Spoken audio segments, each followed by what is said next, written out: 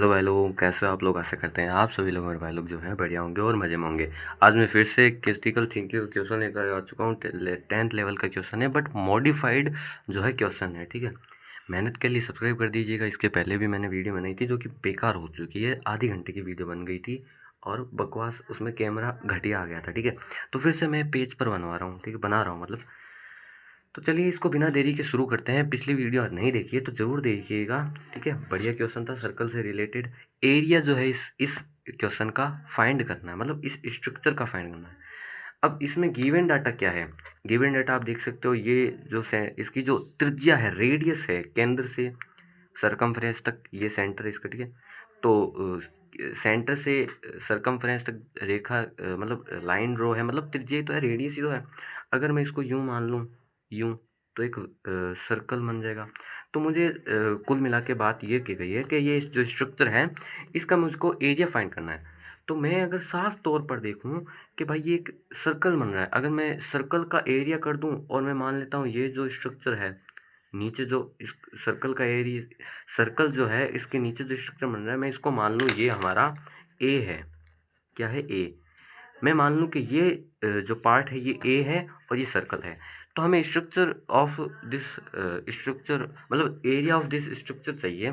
तो मैं क्या करूँगा, सर्कल का एरिया निकाल लूँगा, प्लस मैं क्या कर दूंगा, ये जो पार्ट है इसका एरिया निकाल कर प्लस कर दूंगा। तो मुझे मतलब इस टोटल स्ट्रक्चर है ना, इसका इस एरिया फाइंड चाहिए। तो सर्कल का एरिया प्लस पार्ट ए का एरिया, तो टोटल स्ट्रक्चर का एरिया हो जाएगा।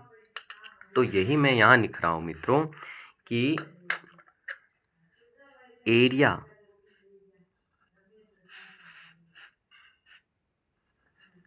ऑफ स्ट्रक्चर इक्वल टू में क्या हो जाएगा, एरिया ऑफ स्ट्रक्चर। आपको पता है area of circle, area of circle plus क्या हो जाएगा, एरिया ऑफ ए। ए क्या है हमारा, ये है हमारा ए। ठीक है, इसका एरिया। तो आपको ये तो देखने पर ही पता चल रहा है। अब देखो, सर्कल का एरिया निकाल सकते हैं। सबसे पहली बात तो सर्कल का एरिया निकालना बहुत ही आसान है। सर्कल का एरिया क्या होता है, pi r square, pi r square. ठीक है, प्लस ये तो सर्कल का एरिया निकाल लेंगे आराम से। लेकिन बात ये है कि ये जो ए है इसका एरिया कैसे निकालेंगे, बस यही उलझन है और कहीं उलझन ही नहीं है। तो ये मैं आराम से देखूं कि अगर मैं इसको सेंटर को ये थोड़ा सा मतलब एकदम वो डायरेक्ट वो बनाया हुआ नहीं है। अगर मैं इसको डायरेक्ट बनाऊं तो वो मान लेना ये त्रिभुज है। ठीक है, यूं त्रिभुज है ये यूं त्रिभुज है। ठीक है, अगर मैं इसको ये याद होता और ये यहाँ होता, अगर मैं इसको सर्कल के सेंटर से मिला दूं ना, ये आप भूल जाना ये यूं होगा। ठीक है, वो मैंने ढंग से नहीं बनाया, जल्दबाजी में। अगर मैं इसको सेंटर से यूं मिला दूं ना इसको, तो एक ट्रायंगल मिल जाएगा। ओहो, क्वेश्चन में मैंने दिए नहीं, ये 60 डिग्री। ठीक है, और मैंने बाहर तो दिया हुआ है ना, हाँ बाहर तो लिखा हुआ है, बोल गया मैं, बाहर तो लिखा हुआ है ना। ये ट्रायंगल इक्विलेटर ट्रायंगल है, समबाहु त्रिभुज है। ठीक है, ये और ये थीटा हमें 60 डिग्री दिए गए हैं। ठीक है, तो 60 ये है, 60 ये है, तो ये भी क्या हो जाएगा ऑटोमेटिकली 60। क्यों? क्योंकि त्रिभुज के सभी कोणों का योग, ट्रायंगल के सभी एंगल का योग 180 डिग्री, 180 डिग्री होता है, हमें पता है। तो ये 60 है, तो बचा हुआ ये तो 60 होना ही है। अब समबाहु त्रिभुज है, तो ये 12 है, तो ये भी कितनी हो जाएगी, 12 सेंटीमीटर। ये हमने खुद ने मतलब क्या कहते हैं उसको, हमने खुद ने पहचाना।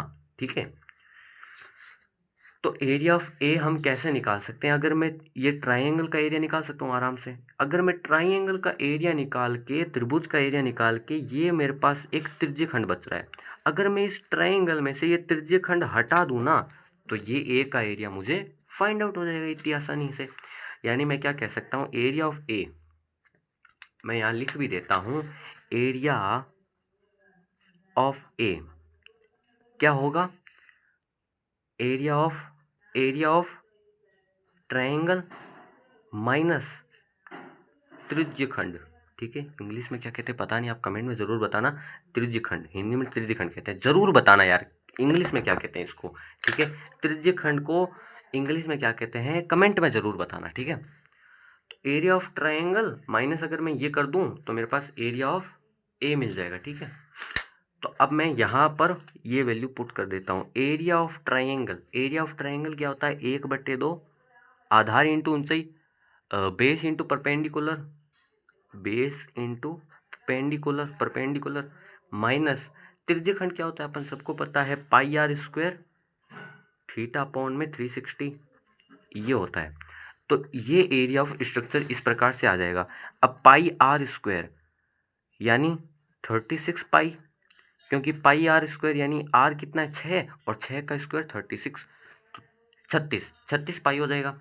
प्लस 1/2 बेस कितना है, आधार, इस त्रिभुज का आधार 12 है, तो 1/2 इंटू 12 परपेंडिकुलर यानी ये।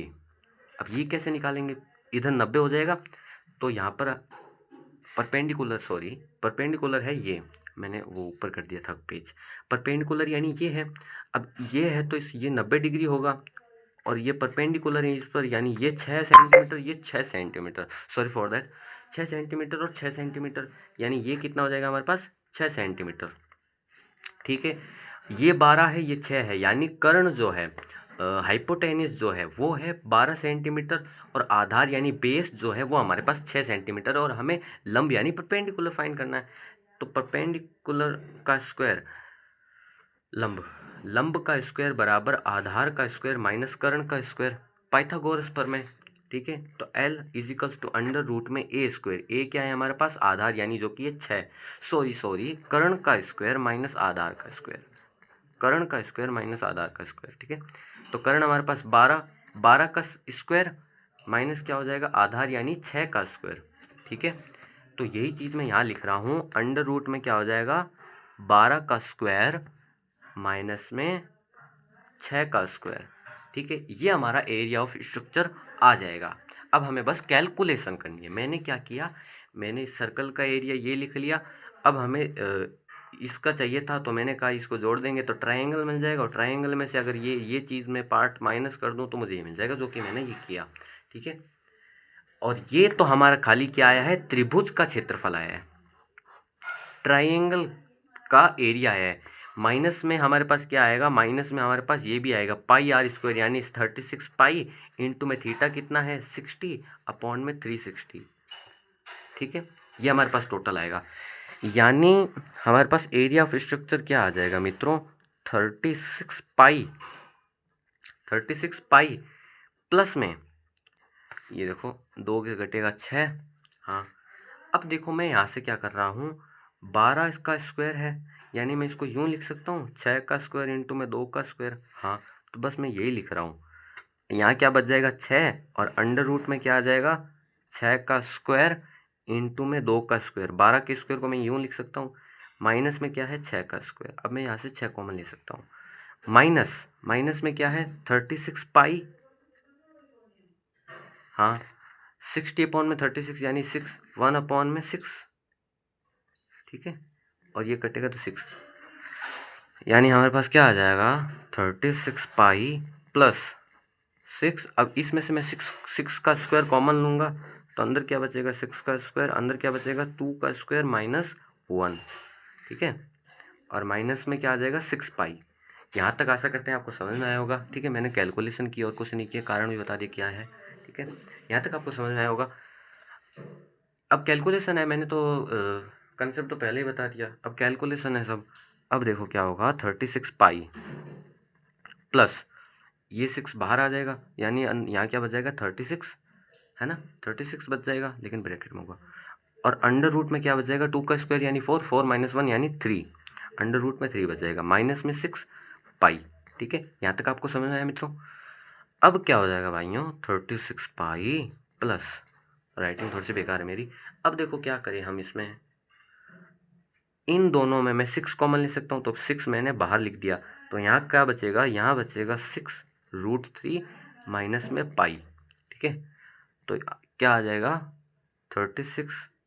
अब देखो मैं क्या कर रहा हूँ, अब मैं इन दोनों में से 6 कॉमन ले रहा हूँ, तो 6 बाहर आएगा, यहाँ क्या बचेगा 6 पाई प्लस यहाँ क्या आ जाएगा 6√3 माइनस पाई, ये आ जाएगा मित्रों। यहाँ तक आप सब सहमत हैं? ठीक है। अब मैं क्या कर रहा हूँ, देखो 6 बाहर ही है, अब मैं बस पाई और √3 की वैल्यू लिख रहा हूँ। ठीक है, तो मैं आपको बता देता हूँ कि जो √3 की जो वैल्यू होती है ना मित्रों, वो होती है 1.732, 1.732। ये मित्रों अपनी √3 की वैल्यू होती है, जो कि आपको याद होनी चाहिए। और एक मित्रों हमारे पास होती है पाई। तो पाई तो सबको पता होता है, पाई बराबर होता है 22/7। ये मित्रों अपनी पाई की वैल्यू होती है। ये दोनों यहाँ पे यूज़ हो रही है, तो मैं अगले पेज पर यूज़ करूँगा इनको। ठीक है, क्या था हमारा 6 बाहर 6 है, सो मैं 6 बाहर लिख रहा हूँ। ठीक है, ब्रैकेट लगाया मैंने, 6 पाई इंटू में पाई की वैल्यू हमारे पास मित्रों अभी लिखी मैंने 22/7, तो यहाँ क्या आ जाएगा 22/7। यहाँ तक आप सब सहमत है? प्लस का निशान है तो मित्रों मैंने प्लस लगा दिया, ब्रैकेट है तो मित्रों मैंने ब्रैकेट लगा दिया। 6√3 यानी 6 इंटू में √3। एक बार √3 को √3 ही रहने दो, राज को राज रहने दो, या फिर रख दें वैल्यू √3 की। चलो रख देते हैं। क्या है √3 की वैल्यू 1.732, √3 की वैल्यू है 1.732। ठीक है, और उसके बाद क्या है मित्रों, माइनस पाई की वैल्यू आपको पता है 22/7 होती है, इसके बट्टे में 1 लिख सकता हूँ। अब कुछ नहीं मित्रों, अब हमारा एलसीएम का कार्यक्रम चलेगा यहाँ पे। ठीक है, क्रियाक्रम नहीं कार्यक्रम, मैथ्स। ठीक है, 6 आ गया। अब 6 × 22 एक बार आप यहीं पे रहने दो मित्रों। ठीक है, मैं कारण भी बताऊंगा क्यों रहने दो। प्लस अब मैं क्या कर रहा हूँ मित्रों, 6 × 1.723 कर रहा हूँ, साइड में कर लेते हैं। ठीक है, 1.732 × 6, 12 हासिल 1, 12 6 18 1 19, तो 12 का 2 हासिल 1 6 12 6 18 1 19, 7 6 42 42 1 43 4, 7 6 42 1 43, 6 एकम 6 6 4 10 होता है मित्रों। 1 2 3 पॉइंट, यानी 10.392। यहाँ क्या आ जाएगा मित्रों 10, ओहो, यहाँ क्या आ जाएगा मित्रों 10.392। ठीक है, माइनस लगाएंगे 22/7। अभी तक कुछ हुआ नहीं है मित्रों, इसका एलसीएम लेना है बाकी। ठीक है, अब मैं क्या कर रहा हूँ मित्रों, 6 लिख लिया मैंने, फिर क्या लिखूँगा मैं 6 × 22। इसको गुना मत करना है ना एक बार, क्योंकि कैलकुलेशन आसान करने के लिए मैं ये कर रहा हूँ। अब इसका एलसीएम लेंगे तो बट्टे में 7 आ जाएगा, और ये क्या हो जाएगा 10.392 × 7 माइनस 22। ठीक है, ये आ गया मित्रों। अब मैं ये कर लूँ, इंटू में 7 कर लेता हूँ। अब मैं क्या कर रहा हूँ मित्रों, इंटू में 7 कर रहा हूँ, यानी 10.392 इंटू में क्या कर रहा हूँ मित्रों 7 कर रहा हूँ। 7 में 7 7 दूनी 14 हासिल 1, 7 निम 63। ठीक है, तो 63 और 1 64, 7 की 21, 21 और 6 कितना हो गया 27, 27 का 7 हासिल 2। ठीक है, 0 2 नीचे 7 एकम 7, देखो यही आ रहा है क्या, हाँ, तो 1 2 3 पॉइंट लग जाएगा। ठीक है मित्रों, ये हमारे पास आ गई इसकी कैलकुलेशन। अब देखो आसान होता जा रहा है क्वेश्चन। अब मैं इसके बट्टे में से 7 कॉमन ले सकता हूँ, या फिर एलसीएम आप समझ सकते हैं, तो 6/7 हो जाएगा। अंदर क्या बचेगा मित्रों 6 इंटू में 22, इसको मैं आगे लिख सकता हूँ -22, प्लस ये क्या हो जाएगा अपने पास 72.744। ठीक है, अब इन दोनों में से 22 कॉमन लूँगा, तो 6/7, इन दोनों में से 22 कॉमन आएगा, तो 22 अंदर क्या बच जाएगा 6 - 1 प्लस 72.744। ठीक है, यहाँ तक समझ में आए तो जल्दी से वीडियो को लाइक कर दीजिए। और मेहनत के लिए सब्सक्राइब कर दीजिए चैनल को। ऐसी और वीडियो के लिए आगे आती रहेगी, ठीक है। व्यूज़ कमाने के लिए हो सकता है मैं वापस से इसको बोर्ड पर कराऊँ, ठीक है। तो ये क्या हो जाएगा, 6 माइनस 1 22 इंटू 5 प्लस में 72.744, ठीक है। अब 22 इंटू 5 आपको पता है 110 होता है, तो 6/7 110 प्लस 72.744, ठीक है। अब क्या होगा, इसको जोड़ेंगे और क्या होगा, 6 इंटू 7 110 प्लस 72 कितना हो जाएगा, 182.744। आप यहाँ तक सहमत होंगे, आप आशा करते हैं। 100 200 जोड़ेंगे, ठीक है। अब 6 की इसको गुणा करा दूँ, अब कोई कैलकुलेशन नहीं है, हम 2 ले सकते हैं, ठीक है। पॉइंट के बाद 2 संख्या ले सकते हैं, तो 6 चलो 4 ले ही लेते हैं यार, कोई गड़बड़ नहीं हो जाए, ठीक है। इसलिए मैं पहले से एक्स्ट्रा लेता हूँ, वैसे तो 2 की मान्यता होती है, लेना चाहिए अपन को। अब मैं इसकी गुणा करवा लेता हूँ 6 की, अरे ऊपर है क्या, 182, या फिर मैं 7 का पहले भाग ले देता हूँ, हाँ सही है, चलो बाद में ले लेंगे। 182.744, इसकी गुणा किससे करानी मित्रों, 6 से, ये है ना, 182.77 इंटू 6, तो क्या हो जाए, 6 चौक 24 हासिल 2, फिर से 6 चौक 24, 24 और 2 26, 6 7 6 42, 42 और 2 46, सॉरी 44, क्या कर रहा हूँ मैं, एक बार वापस से देखता हूँ। 6 चौक 24, 24 का 4 हासिल 2, 6 4 ज़ाट फिर से 24 और 2 26 का 6 हासिल 2, 6 7 ज़ा 42, 7 6 42, 42 और 2 44, ठीक है। 6 6 6 12, 12 और 4 16 का 6 हासिल 1, 8 6 48, 1 49 का 9 हासिल 4, 6 10, 1 2 3, 1 2 3, तो हमारे पास मित्रों क्या आएगा, ये आ जाएगा, क्या आ जाएगा मित्रों, 1096 पॉइंट, ये लिख रहा हूँ मैं ना, अभी जो मैंने इसकी मल्टीप्लाई की है 0.46। अब इसको लिखो चाहे ना लिखो, ठीक है, क्योंकि भाग देना है, आप कोई दिक्कत नहीं है, बट्टे में 7।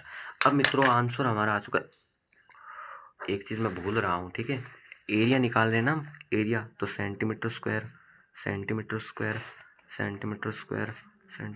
चलने दो, क्योंकि एरिया सेंटीमीटर स्क्वायर होता है, आप सबको पता होगा। यूनिट लगानी बहुत ज़रूरी है, अगर आप नहीं लगाओगे तो मैथ में नंबर कट जाते हैं। इसकी भी लगा दो सेंटीमीटर स्क्वायर, ठीक है। अब तो कैलकुलेशन है कोरी, अब तो क्या करना है, 7 का भाग देना है, मतलब मोहम्मद गोरी नहीं, मतलब कोरी क्या होता था मेरे को, 6.46, ठीक है, ये आ गया, इसका भाग देना है ना। तो 7 1 7 माइनस करेंगे 3, 9 नीचे 7 21 7 7 35, 7 5 35, माइनस कर देंगे भाई 4, फिर से 7 6 42, माइनस करेंगे 4, पॉइंट लग के ऊपर 4 नीचे, फिर से 7 6 42, माइनस करेंगे तो मित्रों क्या आ जाएगा, 2 6 नीचे 7 7 21। तो हमारे पास आंसर लास्ट एंड फाइनल, हमारे पास मित्रों आंसर क्या आ गया, स्ट्रक्चर एरिया ऑफ स्ट्रक्चर क्या आ गया मित्रों, हमारे पास 156.63 सेंटीमीटर स्क्वायर। और आशा करते हैं जैसे ये क्वेश्चन पूरा हुआ है आसानी से, वैसे ही आपको आसानी से समझ में आया होगा। अगर नहीं समझ में आए तो कमेंट में बताना, अगर समझ में आए तो भी कमेंट में बताना, ठीक है। और ऐसी ही और वीडियो के लिए प्लीज़ चैनल को सब्सक्राइब कर लीजिए, सपोर्ट करते रहिए यूँ ही, ऐसे ही और क्वेश्चन के लिए, ठीक है। ऐसे ही हार्ड क्वेश्चन मैं बनाता रहूँगा, वैसे तो हार्ड नहीं था। अगली वीडियो के लिए इंतज़ार कीजिए, तब तक के लिए धन्यवाद।